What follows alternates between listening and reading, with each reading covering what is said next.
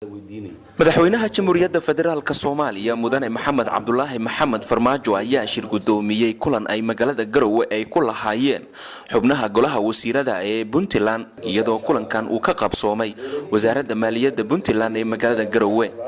madaxweyne Cabdullaahi Maxamed Cali ku-xigeenkiisa Cabdixakiin Cabdullaahi Xaaji Cumar Cami xubno ka tirsan golaha wasiirada Puntland iyo wasiiro ka tirsan dowladda federaalka dalka Soomaaliya ayaa shirkan ka qayb galay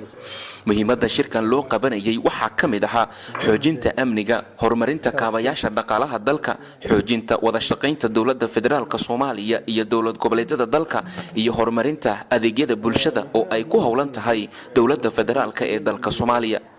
madaxweynaha jamhuuriyadda Soomaaliya mudane Maxamed Cabdullaahi Maxamed Farmaajo ayaa markii uu warbixino uu ka dhageystay qaar kamid ah xubnaha golaha wasiirada ee Puntland waxa uu sheegay inay sii xoojiyaan xiriirka ay la leeyihiin dhigooda wasiirada federaalka Soomaaliya waxaana madaxweynaha uu soo hadal qaaday in dalka Soomaaliya uu u baahan yahay wada shaqayn dhab ah iyadoo mas'uul kasta oo xil u haya ummadda Soomaaliyeed looga baahan yahay inuu xil iska saaro sidii dalkan loo horumarin lahaa dhaqaalaha oo dalka soo gala oo magaca Soomaaliya lagu keeno kaliya ma laha meel gaar ah ma laha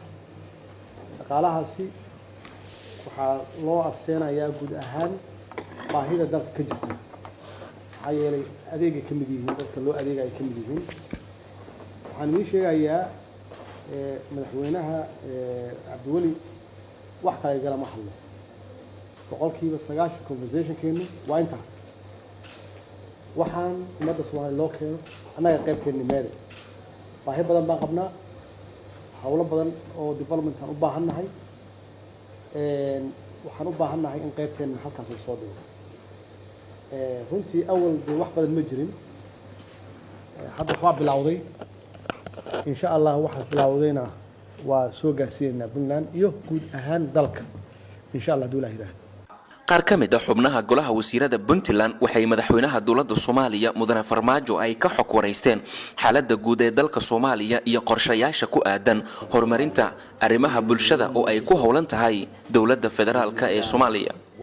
Umar Maxamed Somane Universal TV Garowe